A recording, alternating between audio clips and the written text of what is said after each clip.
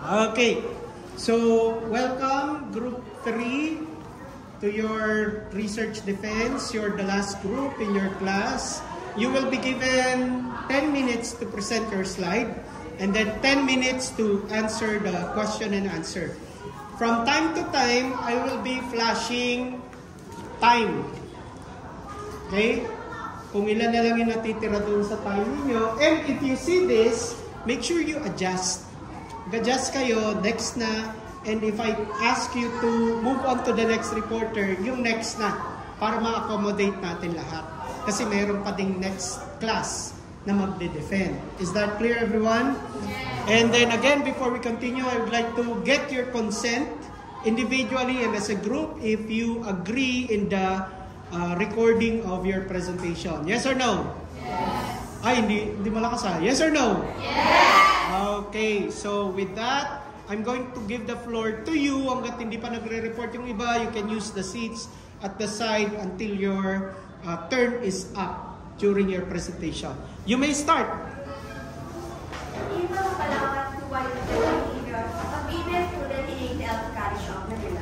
Good morning, everyone, especially to our panelists. Good morning, Monitor. Today, we will discuss each part of our paper, and we will start with the introduction. My name is Crystal Viñas, and I am here to present the introduction. Many students are out of money for the mountain, especially those who take allowance. This allowance covers sessions like food and transportation.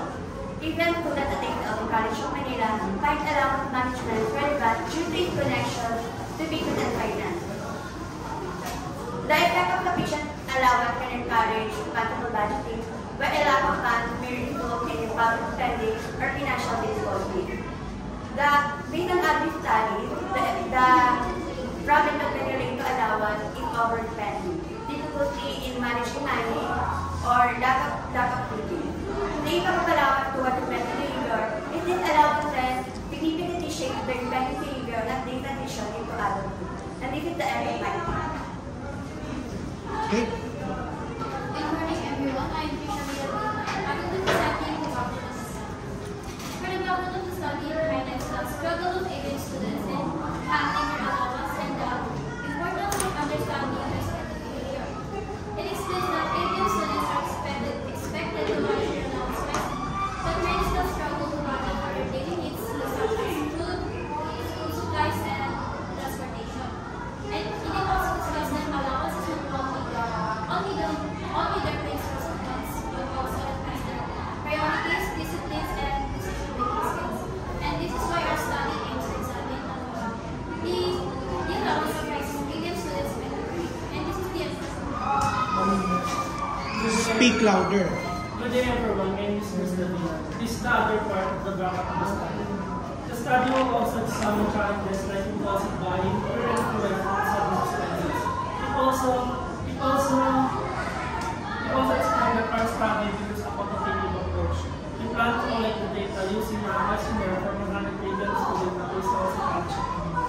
Their allowances will be built into below environment to about 1,500 to convert the spending behavior. And lastly, the study aims to recommend strategies such as budgeting, saving, and avoiding excessive spending to help students become academically prepared and financially responsible. That's all for our government. Good day, everyone. I'm Shahadina Tony, and I will present to you our statement of today. Our study aims to find out how allowance giving impact on the spending behavior of agents that in more specifically, it seeks answer to the following question. The first question is the demographic profile of the respondents in terms of age, grade, section, and their monthly allowance.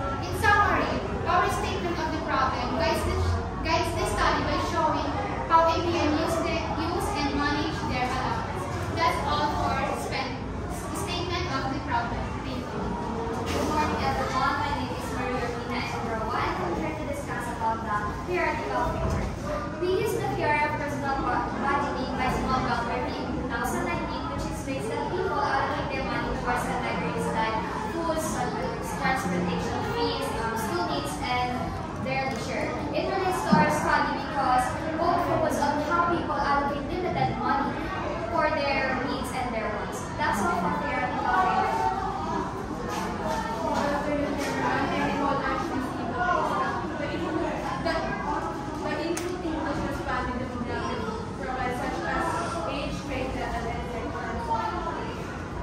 Along with how they spend their allowance on needs, wants, and savings, the process involves preparing the questionnaires, conducting the survey, and analyzing the data. The output identifies how allowance influence students' spending behavior based on their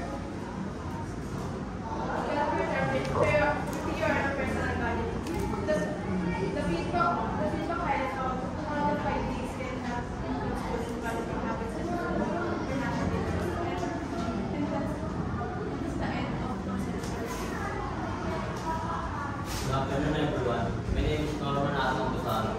In hypothesis, there is a significant relationship between allowance and spending behavior in terms of effective budget, while there is no significant differences between allowance and spending behavior in terms of financial discipline and habits. That's all. Good afternoon, everyone. My name is Ivan Kaiti Bartosa. For significant of the study, a significant of the study are students, teachers, school administration, parents, community researchers, and future researchers. That's all for significant of the study.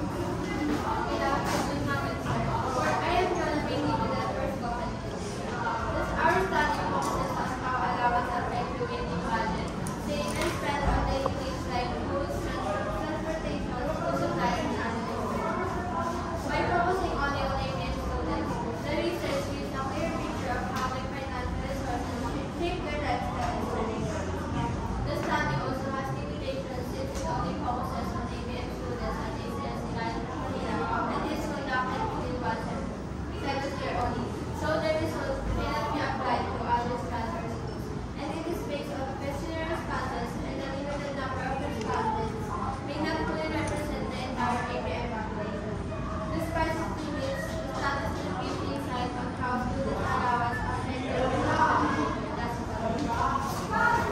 Good afternoon, and for our definition of terms, we select some words that is important in our study, such as allowance, spending behavior, needs, wants, and financial management. These words are chosen because it's important for looking at how students manage their money. By defining these terms, it makes it easier to explain the results and understand what they mean in relation to the study. That's all for our definition. Chapter 2, review of related literature and study. First paragraph is how allowance affects students. The amount of something. What's your surname? Ha? Vihilio. Okay, sige, continue. The first paragraph is how allowance affects students. And the second paragraph is in school students receive allowance to cover their daily needs such as food, transportation, and school materials. And the third paragraph is specific, is how allowance affects the spending behavior. And for our chapter 3, we use a descriptive research design. A descriptive research design is suitable for our study because it allows the researchers to observe and analyze the spending behavior of the students without changing any variables. It is suitable to our study again because our goal is to understand pattern rather than test a cause and effect relationship. Now let's grasp the sampling technique. In this study, we use random sampling to gather the data regarding student allowance and spending behavior. This method we use because it is one of the most convenient to ask students to gather the data. This is the Research instrument. The questionnaire research tool used to gather data on how APM students manage their allowance. It includes sections on demographics, spending habits, and financial challenges. We use the questionnaires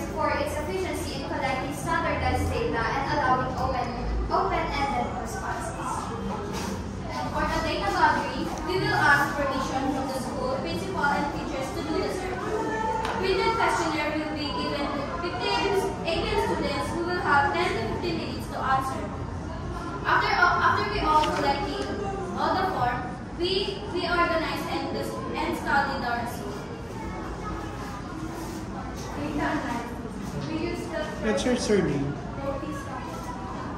Where's David? Ah, siya. Okay, sige.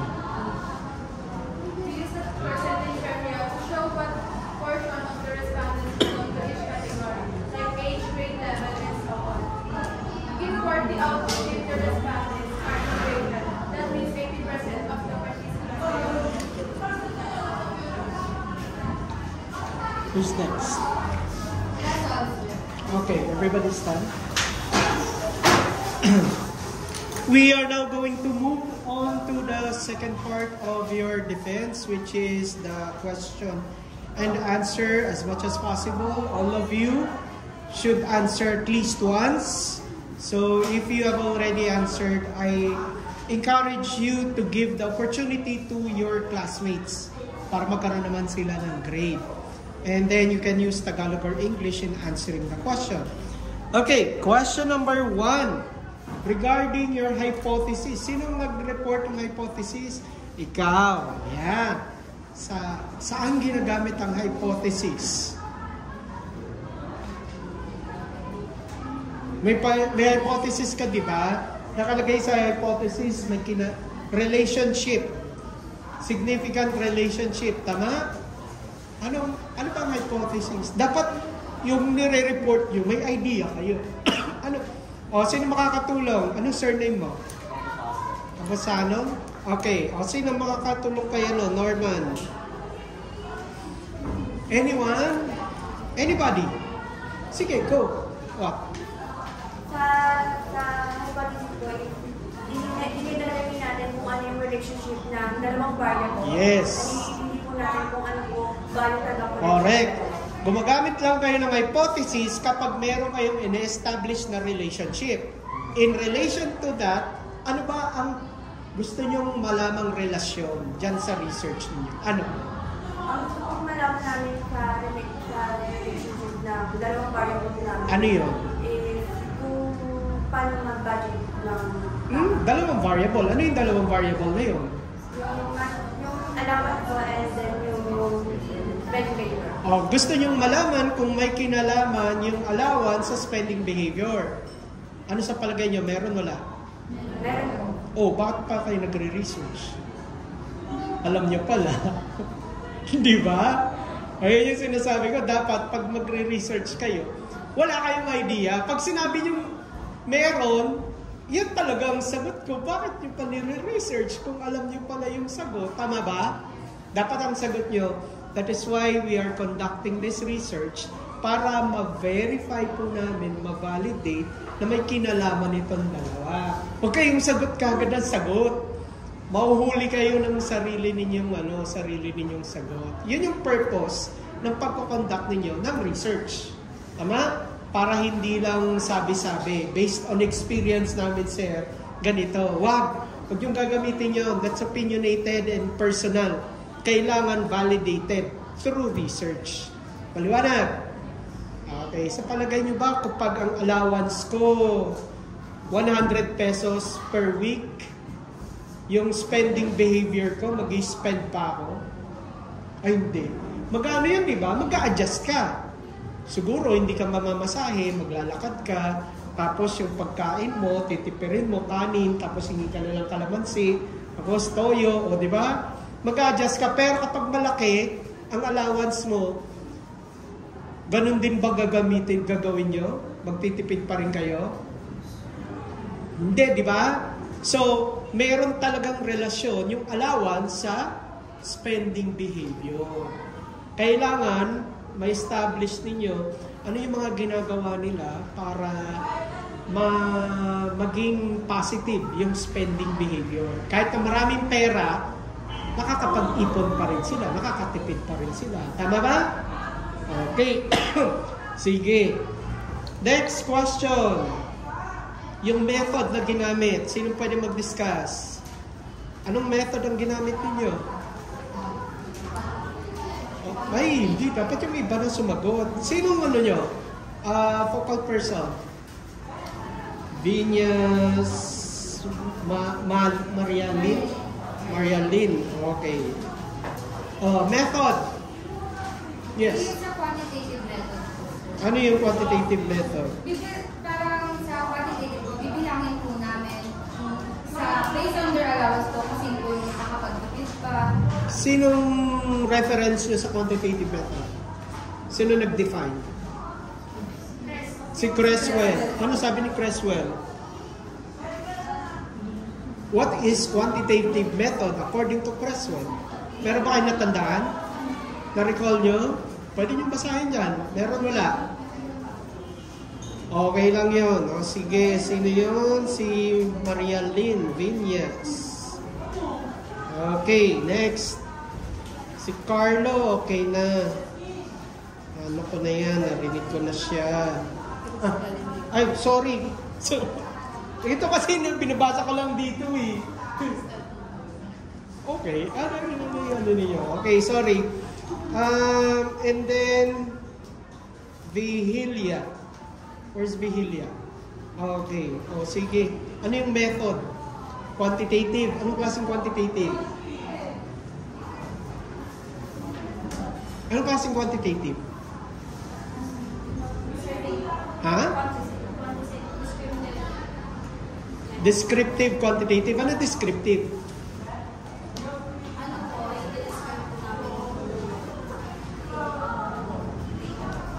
Bakit nawala yung correlation? Pinag-uusapan natin, relationship ng dalawang variable. Dapat sa method, lalabas yun. Anong method nyo dapat? Correlation. Ito yung diniscuss natin last time eh. You have to decide ano bang gusto nyo i-push para dun sa susunod na research. Iko-correlate nyo o i-describe ninyo. So ngayon, kasi dalawa yan eh. Hindi nyo pa alam kung alin doon. So sinasabi ko na sa inyo, you have to decide kung descriptive o correlation ang gagamitin nyo. Any of the two pwede. Maliwanag? Okay. Nasaan na si Roa? Okay na si Roa, nakadinig ko na kanina. Sige. Vilia, okay na. Rabino, nasa si Rabino?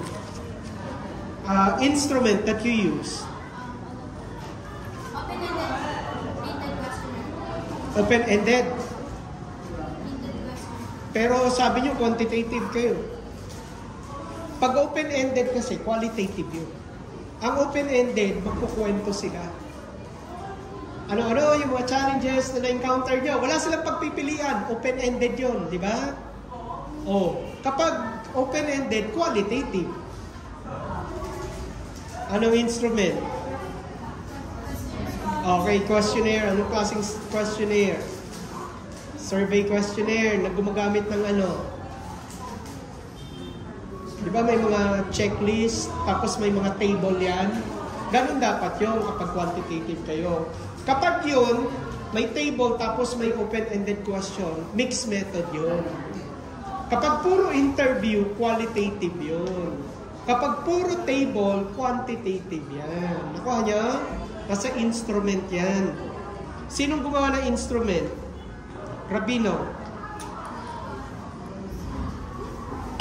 Kayo o pinagawa? Sino?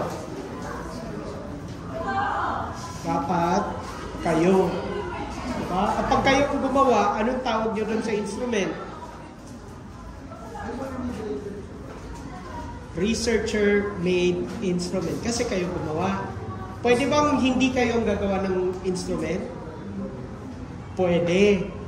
Kung merong instrument online, nakapareho nung ginawa ninyo, pwede nyo gamitin yun. Ang tawag doon is standardized instrument. So, pwedeng kayo ang gagawa, pwedeng kinuha nyo sa internet. Maliwanag? Okay, any question? Okay na. So, anong natutunan mo sa paggawa ng research, Antonio? Sa paggawa ko ng research, ang matutunan ko ay pag-research ko kung ano ang relationship ng mga Natutunan mo personally, ano na bago sa'yo? yung budgeting. Bakit? Kasi ini-study po namin to, inaano ko rin po sa sarili ko. Right? Ina-adapt ko rin po sa sarili ko yung study namin. So kung ano yung laman ng research ninyo, may information ka nakuha. Tama? Okay. O si Bautista, anong virtue ang na-develop sa'yo? Patience, perseverance, courage, ano? Patience po. Oh, paano? Pag-ano po ng Paano?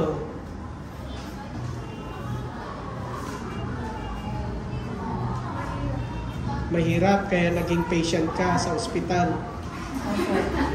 Ano patient? Paano? Naging natuto kang maghintay, magtiyaga, hindi ba? Oh. Okay, magtiyagang maghanap ng RRL. Ano surname mo? Bautista. Okay. O si ano naman, David. Sir. Na-improve po yung time management ko po kasi po pag naghanap po kami ng mga RRL po gano'n. Tapos po yung Anong time management? Tapos po yung pagsusuri po ng mga information po. Kasi yung pag naghanap po kami ng RRL, sir. Hindi naman po lahat yung technical studies na. Ano yung time management? Kasi yung sir, pag nag-ano kami, sir, pag nag-ano po kami sa oras po kayo, gano'n po na. Ano yung time management? Pag-ano po ng oras. Pag-manage ng time management. O ganoon. Anong time management?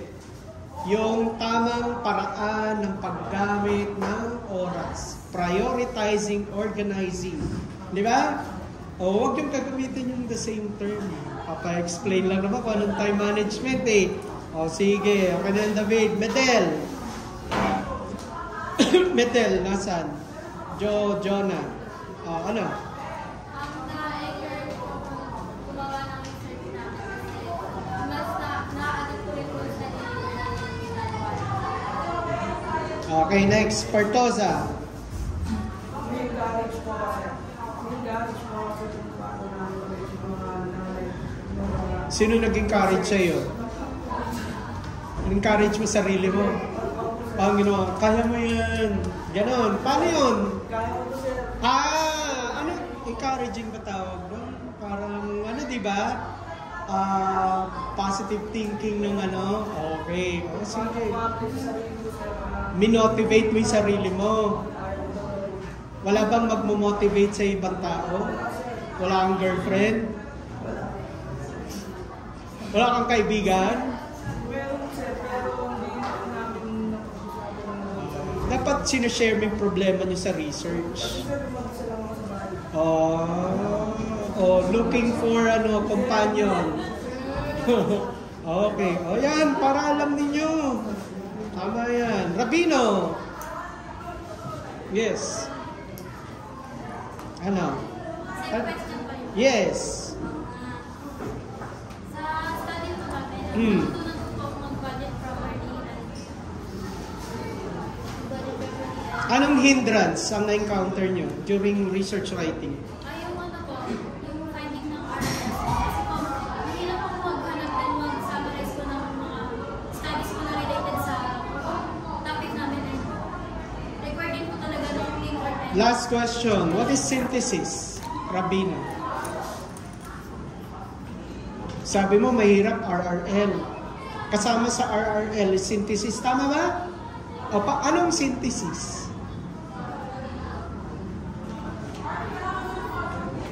When you synthesize, you combine. Diba? Anong pino-combine nyo? Yung nakita nyo sa reference at yung research na ginagawa ninyo. Establish the relationship. Ang tawag nyo daw na yan, no? Synthesis. Anong RRL? Anong difference ng literature sa study? Sa literature po, yun po yung mga may same topic. Same topic po sa Saan nakikita? Dyaryo, magazine, libro? Anong tawag doon? Literature. Anong studies?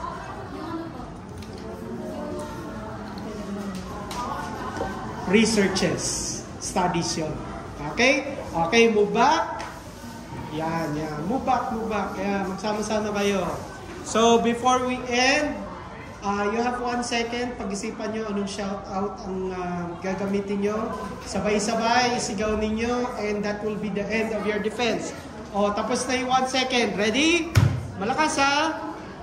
O, ready na? Nagkasundo? Nagkasundo na? O, kayo na magbilang. Sige. 1, 2, 3, go. Ano yun? Di na ako naintindihan. Ano yun? Isa pa. 1. Linawan yung pagsasalita. 1, 2, go!